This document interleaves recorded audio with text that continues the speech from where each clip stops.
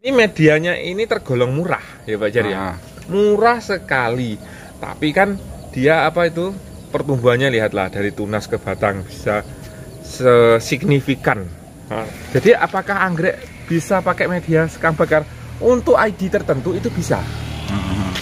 Assalamualaikum warahmatullahi wabarakatuh. Halo sahabat anggrek dimanapun anda berada, semoga untuk sahabat anggrekku selalu diberi kesehatan dan selalu diberi kemudahan ya dalam segala hal yang menjadi niat dan hajat sahabat anggrek semuanya, amin. Ki Mas ini apa Mas Mitakul ki narasumbernya ki? Sembarang weh. Sembarang. Apa Mas ini? Mas ini piye Mas? Kali ini enak-enaknya apa Pak Jar? Alah sembarang Mas. Nganu Pak Jar. Kelihatannya kita itu hari ini tuh membahas tentang anggrek Fulsan Furen saja ya. Iya sembarang. Karena kan tema kita itu tiap hari itu Fulsan Furen. Jangan bosan-bosan seperti itu.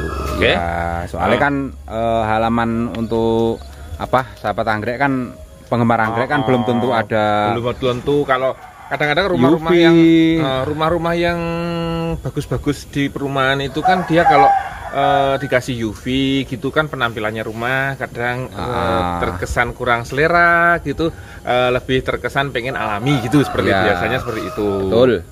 Ada beberapa pengaruh yang nggak bisa pakai UV gitu loh. Terus tips-tips saja ya ini untuk hari ini, untuk tips-tips saja Pak Jar. Jadi untuk ini contoh saja ya, ini buat contoh. Ini kok bisa dendro mini ini dendroyaya. Ini kok bisa sepik dalam kondisi daunnya bagus ya. Ini kalau di Fulsan itu daun berwarna agak merah-merah gini, ini sudah biasa ya Pak Jar ya. Iya gini penampakannya nggak bisa hijau apa ya, hijau sawi itu loh. Nggak bisa. Jadi ini daunnya itu warnanya seperti ini ya, agak semu ke kuning, hijau kuning, agak ke kuning, ke merah. Terus kita yang pertama itu kita perhatikan medianya ya Pak Jar ya. Medianya sama penyiramannya. Kalau di tempat biasanya banyak yang tanya kalau di Fulsan itu siram berapa. Jadi kita perhatikan dulu kelembapan dari medianya ya Pak Jar ya. Berarti manut media ya. Kalau pas musim penghujan seperti ini kan ya kita lihat ini kalau masih lembab ya jangan disiram, kalau sudah kering disiram. Tapi kalau musim kemarau biasanya kita itu siramnya 2 kali dalam satu hari. Biasanya pagi dan sore. Tapi kalau musim penghujan ya Pak Jar ya. Iya. Itu kita 1 kali pagi. Kadang kalau pas hujan ya nggak disiram gitu toh. Terus untuk apa ya? Jadi disemprot pakai nganu Pak Jar, fungisida. Atau fungisida bisa pakai itu. Fungisida yang mengandung sulfur juga bisa, kayak merek-merek apa ya, pemulus juga bisa gitu. Gitu. Jadi kalau mengandung sulfur tinggi ya, itu dia itu biasanya Pak Jar, untuk mengurangi lumut biasanya. Lumut. Kadang kalau kita di musim penghujan gitu yang banyak tumbuh di banyak kayak demblok-demblok gitu loh ya. Media loh ya. Di media itu, jadi medianya jadinya kayak demblok-demblok lumut gitu lah. Itu kita semprotnya pakai yang mengandung sulfur. Jadinya biar padha wong ya, sulfur kan anti jamur Mas ya. Ya. Anti jamur. Pak Jar pernah pakai sabun sulfur? Oh iya sering Mas. Oke. Makanya orangnya kan bersih, mengkilat. Glowing. Nanti untuk merek-mereknya terserah mau pakai merek apa gitu ya. Itu untuk mengurangi lumut ya. Lumut, untuk mengurangi populasi lumutnya. Kadang-kadang pokoknya ada zat sulfurnya gitu Mas ya. Kalau air hujan itu dia itu pertumbuhan lumutnya semakin cepat daripada air keran sumur, ya. Air sumur keran sitok. Lah piye lho, biasanya kan kalau sekarang umumnya kan keran ngono ya. Keran. Jadi kalau di kota kan yo air keran Mas. Iya, jarang enggak ada sumur kan di kota itu. Bisa pakai fungisida merek pemulus atau merek antrakol. Kalau yang kandungannya sulfur agak tinggi itu biasanya pemulus itu. Mereknya pemulus itu. Biasanya itu pemulus itu kayaknya sulfurnya 80% gitu loh kayaknya. Kayaknya loh ya, saya nggak hafal juga. Jadi itu untuk mengurangi, tapi ya biasanya sulfur itu dia kan jangan sering-sering lah gitu loh ya. Jadi sekali waktu. Diselang-seling dengan ini 1 minggu itu yang mengandung sulfur pisan, terus kan 1 minggu itu kalau musim hujan kan 2 kali Pak Jar. Jadi engko terus habis itu disemprot pakai yang antrakol gitu. Berarti fungisida itu apa? Utama Mas ya. Terus kegunaannya beda-beda. Jadi kandungannya apa gitu. Jadi kita harus memperhatikan untuk terus jadi kayak diganti-ganti gitu loh Pak Jar. Jadi saya tuh nggak melulu pakai antrakol saja gitu loh. Pokoknya fungisida. Jadi gonta-ganti. Nanti kegunaannya apa? Kadang kegunaannya untuk ada yang untuk busuk-busuk akar gitu ya. Busuk-busuk akar. Saya kan biasanya pakai apa itu? Zephyr juga itu kan tuh fungisida plus bakterisida loh. Pakai dikasih Zephyr juga gitu. Jadi nggak melulu antrakol saja di sini, tapi juga pakai antrakol juga. Ya nggak melulu pakai pemulus juga. Jadi kadang-kadang aku pakai pemulus untuk mengurangi pertumbuhan lumut gitu loh. Jadi kan kalau lumutnya semakin banyak kan menghambat pertumbuhan akar toh Pak Jar. Betul Mas ya. Tak kasih tahu ya, ini yang nggak kesemprot. Nah, yang nggak kesemprot pemulus, aduh. Kadang itu aku kalau nyemprot itu aku kadang nggak rata Pak Jar. Taman sendiri loh ya? Iya aku sendiri. Ini medianya kan akhirnya kan banyak lumut-lumut hitam seperti ini. Sebenarnya plannya sehat Pak Jar. Bagus. Tapi kan kita kan kalau nggak kadang itu ada yang sampai batangnya itu hijau-hijau gitu loh. Iya memang. Pernah tahu kan kayak demblok-demblok hijau-hijau. Itu sebenarnya kalau nanti dibiarkan lama kelamaan bisa kayak itu loh, apa sih namanya, terlalu lembab gitu loh akhirnya. Terus akhirnya itu nanti akarnya gampang macet gitu. Pengaplikasiannya Mas untuk fungisida Mas yang bisa mengena secara bagus itu antara jam berapa atau gimana? Itu kalau penyemprotan fungisida itu yang utama itu sore hari atau pagi hari. Gitu. Jadi jangan siang-siang. Kalau pagi sehabis kalau yang beragama muslim mungkin sehabis sholat subuh gitu ya. Bagus. Kalau sore hari kalau pulang kerja gitu lebih bagus kalau fungisida. Jadi kalau fungisida itu penyemprotannya siang hari itu kayaknya kurang, menurut saya loh ya, menurut saya itu kurang maksimal. Jadi kan anjurannya rata-rata gitu Mas. Di pertanian pun kan sama loh Mas ya. Karena kan kita itu kadang insek juga yang bagus itu sore hari. Menurut saya, kalau kecuali malamnya nggak hujan loh ya. Kalau sore hari, kenapa? Karena ulat itu ada yang kayak makan gitu, keluar gitu malam hari. Terus kutu gajah itu, jenisnya kutu gajah itu keluarnya malam hari. Terus pokoknya hewan-hewan yang kayak hama-hama itu kebanyakan ada yang makan malam hari. Jadi kalau yang siang itu lebih sedikit lah yang kayak siang. Lebih efektifnya jadi kita semprotnya sore hari.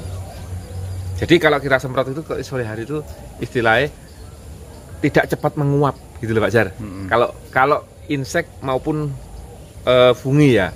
Jadi tidak cepat menguap terus, jadi kayak cara hewannya, andai kata hewannya itu mabuk secara perlahan gitu loh. Nek kalau pupuk itu yang pakai pupuk kimia gitu kayak Gaviota kan termasuk jenis pupuk kimia ya. Terus sama Gromor itu lebih baik sekitaran pagi hari jam 9 gitu ya. Ambil jam 9 lah sebelum jam 12. Karena kenapa? Karena terjadinya fotosintesis itu kan jam-jam segitu loh. Berarti penyemprotannya balik daun yang utama. Tapi kalau kita pakai pupuk organik, menurut saya loh ya, menurut pengalaman saya pribadi itu pupuk organik itu kan dia itu kayak lambat ya, tidak seperti pupuk kimia. Jadi saya nyemprotnya kalau pupuk organik itu seneng sore, karena menurut saya itu ya itu tadi dia itu tidak cepat menguap gitu loh. Kalau sedangkan pupuk kimia kita nyemprotnya itu jam 9 gitu. Menurut saya lebih efektif seperti itu Pak Fajar. Kalau kita nyemprot pupuk organik beda dengan kita nyemprot pupuk kimia. Kalau insek, fungi gitu kita nyemprotnya seringnya sore hari. Karena kenapa? Ya itu tadi. Kalau kita insek itu kan tidak cepat menguap, jadi istilahnya kayak kalau nih daun ini sih kayak basah-basah nih ya. Nempel lah. Agak nempel iso lama. Ceket cara andai kata Pak Jar dikasih apa disemprot gitu kan masih nempel-nempel di badan hewannya nggak cepet betul. Gitu loh. Seperti itulah. Itu kalau menurut saya pribadi, soalnya saya itu kan apa ya? Menurut pengalaman lah gitu loh. Enggak saya enggak manut kadang-kadang apa? Enggak sesuai prosedur lah. Seharusnya prosedurnya gini, kadang itu saya itu seperti itu. Tapi menurut pemakaian saya seperti itu, saya malah lebih cocok gitu loh. Jadi mau mau ditirukan nggih monggo, tidak nggih nggak apa-apa gitu kan. Itu cuma kita berbagi pengalaman ya Bapak Syar ya. Iya, betul Mas, betul. Jadi itu tadi ini salah satu ciri-cirinya ya. Untuk yang media. Jadi untuk penanaman keki ya Pak Jar ya. Terus untuk keki seperti ini ya. Untuk keki ini tuh kekinya yang ini Pak Jar. Ini aja saya bisa gundul terus tumbuh deh. Sekarang itu tunasnya lihatlah, kalau full sun full rain itu bagus seperti ini tunasnya. Wah, jan gitu. Jadi kita itu media juga pakai areng. Pakai juga pakai. Terus ini pakai apa? Serabut kelapa. Dulu kita kokopit ya. Kokopit. Ini dulu mungkin kita itu loh akarnya bisa dilihat. Itu kita dulu pernah bikin videonya yang nanam pakai kokopit. Ini medianya ini tergolong murah ya Pak Jar ya. Murah sekali. Tapi kan dia apa itu? Pertumbuhannya lihatlah dari tunas ke batang bisa signifikan. Ini waktunya pindah pot, tapi aku masih belum sempat Pak Jar. Terus di sini juga ada anggrek itu pakai media sekam bakar. Iya toh? Ini bawah ini pakai sekam bakar semua. Gerama-geramanan. Iya, gerama-geramanan itu saya pakai sekam bakar. Tapi kita sesuaikan dengan cuaca ya Pak Jar ya. Karena di sini kan cuacanya panas banget toh. Jadinya kita pakai sekam bakar itu, pakai sekam bakar gitu. Jadinya nggak gampang busuk, tapi kita apa itu tempatnya panas. Kalau tempatnya kurang panas, gampang busuk mungkin ya. Iya, lembabnya kan terus-terusan Mas. Jadi itu kalau ini ya tak angkatnya ya. Angkat salah satu ya Mas. Ini nggak salah satu loh Pak Jar. Sak tre pisan. Enggak, soalnya ini tak ikat. Kalau enggak, ini pakai media sekam bakar kita. Jadi apakah anggrek bisa pakai media sekam bakar? Untuk ID tertentu itu bisa. Jadi ini kita pakai sekam bakar untuk ID Singo Edan. Ini kita bikin tutorial dulu yang sekam bakar pakai pot besar. Itu kan apa udah gede tanamannya sekarang. Ini yang aku dulu masih seedling. Terus tak pindah di sekam bakar. Tapi ini tempatnya panas loh ya kalau pakai sekam bakar. Jadi kalau pakai media sekam bakar itu tempatnya harus panas. Kalau nggak panas gampang busuk ya. Terus paling bawah diganjal dengan styrofoam. Atau itu loh bekasnya TV, bekasnya gabus. Kalau nggak punya styrofoam, beli TV dulu, terus nanti bikin styrofoamnya, TV-nya dikasih saya. Pakai batu berat juga. Beda. Karena batu itu dia nganu Pak Jar. Menyerap air, ada yang batu gombong itu kan menyerap air Pak Jar. Terus batu itu juga dia nggak kering, sifatnya kayak kalau kena air basah gitu loh Pak Jar.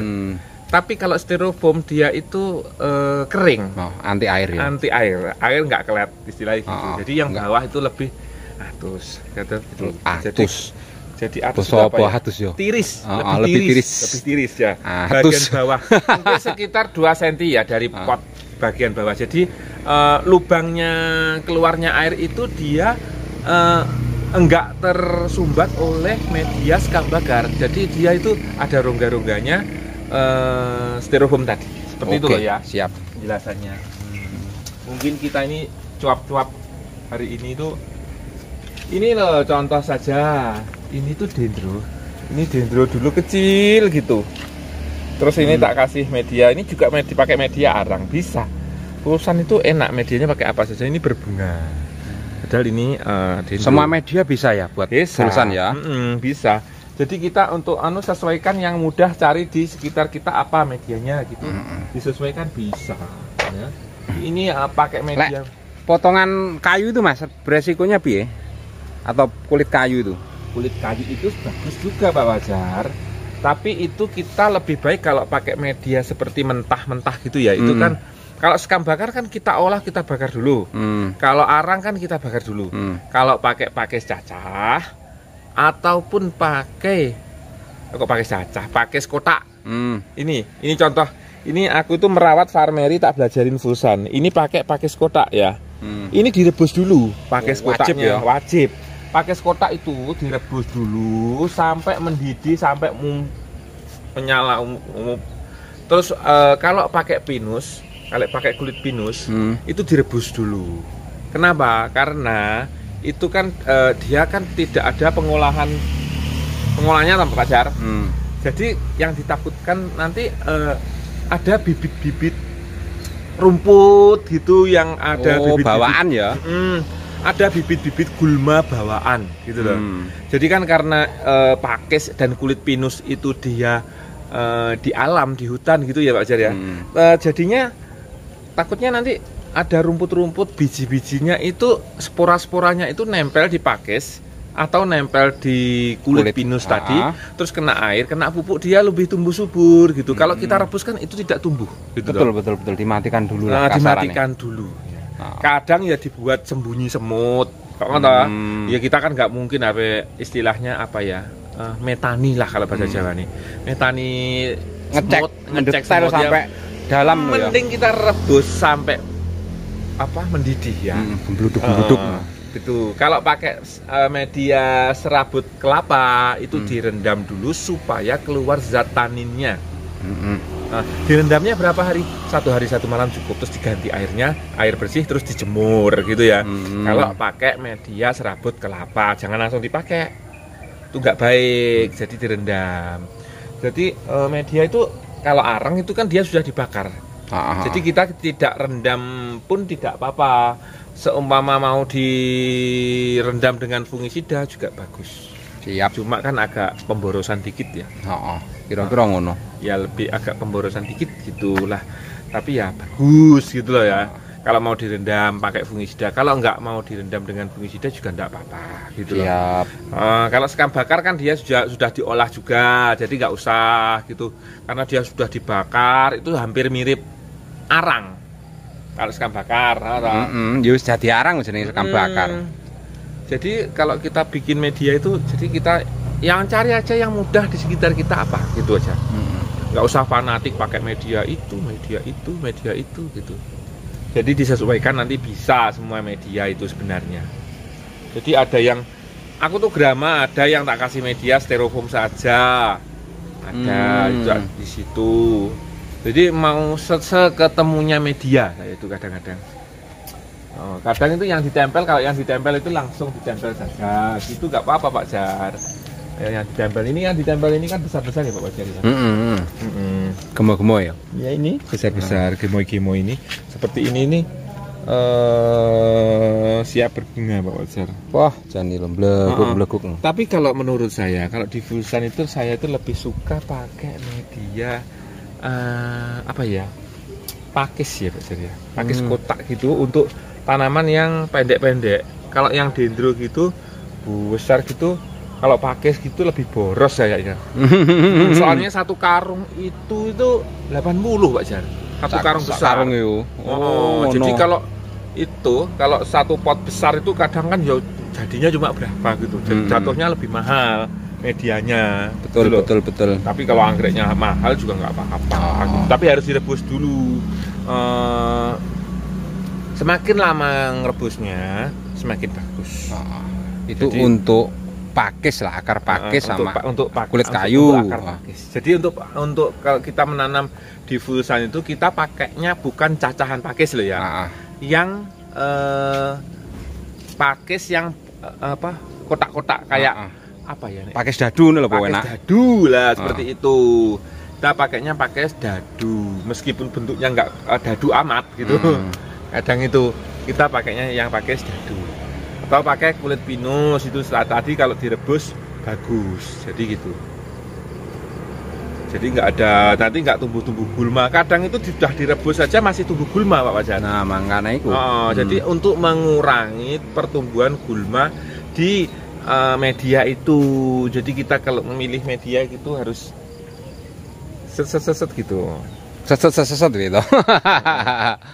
Pokoknya telaten lah. Iya, pokoknya telaten. Anggrek itu kuncinya telaten ya Pak Fajar ya. Telaten. Terus jadi untuk sinarnya diperhatikan. Kalau sinarnya diperhatikan itu dia waktunya berbunga dia juga berbunga seperti ini. Ini waktunya berbunga dia sepik seperti ini. Ini sepik tipe 3. Mendil. Oke. Sudah dulu ya Pak Fajar ya? Maghrib. Ya kayaknya ini udah waktunya maghrib. Kita mau siap-siap dulu ya. Oke. Begitu saja. Terima kasih tipsnya Mas Mirakul. Semoga bermanfaat untuk sahabat anggrekku dimanapun. Dan semoga untuk sahabat anggrekku sehat selalu, bahagia selalu bersama keluarga tersayangnya. Dan wassalamualaikum warahmatullahi wabarakatuh. Terima kasih sudah menonton.